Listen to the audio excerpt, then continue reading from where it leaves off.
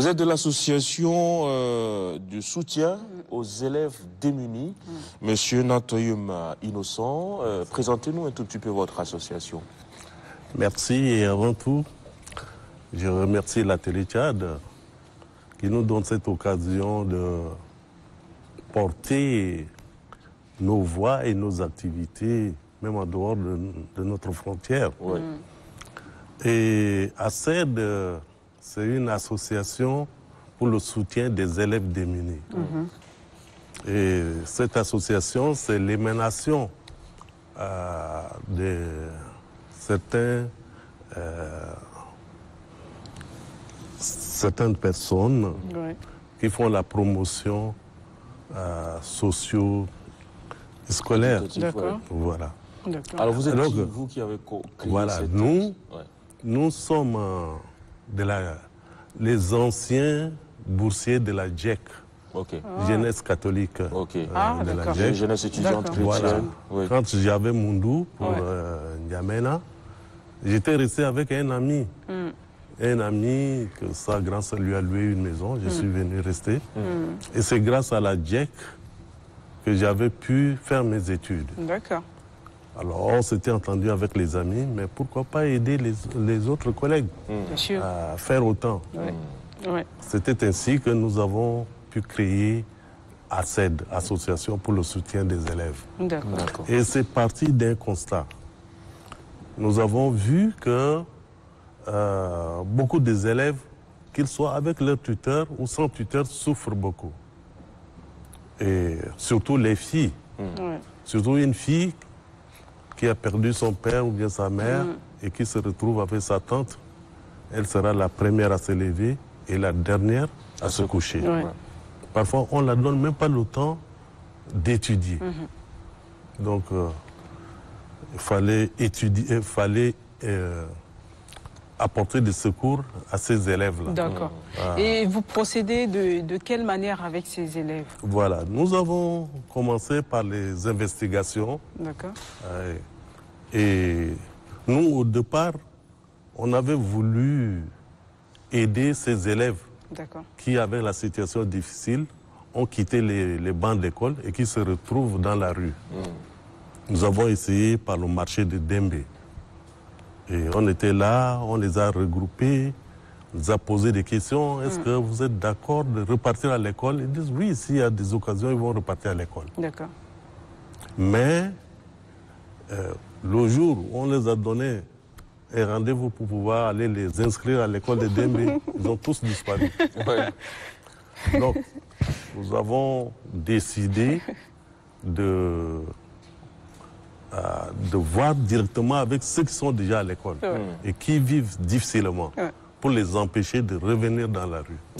Et nous avons ciblé l'école de Dembe parce que l'école de Dembe est carrément entrée dans le marché.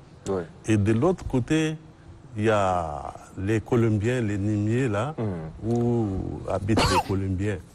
Donc nous avons visé l'école de Dembe. En accord avec le directeur des écoles A et B, nous avions pu déceler certains élèves qui souffrent.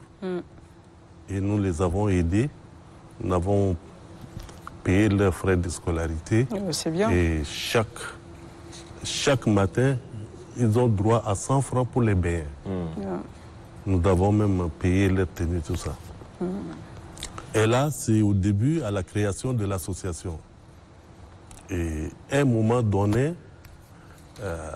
la situation, on avait changé de stratégie. Là, nous avions voulu aider maintenant certains élèves qui sont en terminale. Ceux qui préparent leur bac, nous les avons logés dans une concession avec assez de tableaux, des craies, également des thés, pour qu'ils puissent veiller et préparer leurs examens. Alors, quand on vous écoute parler comme ça, franchement, on a beaucoup d'émotions parce que c'est de l'empathie qui est née en vous. Vous êtes parti d'un constat, de votre propre constat, votre cas, et puis voilà. Maintenant, vous aidez les élèves démunis à poursuivre loin leurs études. Mais alors, quelles sont vos forces et faiblesses? D'où puisez-vous vos moyens d'action pour aller vers ces jeunes démunis? C'est ça. Les moyens d'action, si c'est les moyens financiers, c'est nos salaires. C'est nos salaires qu'on partage un peu. Et il y a aussi des cotisations. Il y a certaines familles qui nous aident également. Certaines familles, des missionnaires. Il y a des missionnaires coréens qui nous ont aidés pendant un temps, et avant de partir. Et il y a également une famille en Suisse qui nous aide également. Et c'est ça qui nous a permis de pouvoir également s'occuper de ces élèves. Donc jusqu'ici, c'est par rapport à vos propres entrées, vos connaissances et tout? Oui, c'est ça. Alors. Et en 2014-2015, nous avons fait assez d'activités, mais malgré tout, bon, après le missionnaire était parti, nous n'avons plus ces moyens. C'est en ce moment-là que nous avons juste les tableaux, un peu d'été, et puis l'électricité également, pour ces gars qui préparent leur bac, qui n'ont pas vraiment de moyens. Ils viennent là, ils restent là et ils préparent leur bac. Et en 2022 ici, nous avons un centre à Tron. Et c'est là où viennent ces jeunes. Ils viennent et nous avons voulu un peu les occuper. Et nous inculquons la notion de citoyenneté et autres. Nous avions créé un club, les petits écologistes en action. Et ils ont réalisé beaucoup de choses. Ils ont nettoyé le pont à double voie. Et ils ont fait beaucoup de choses.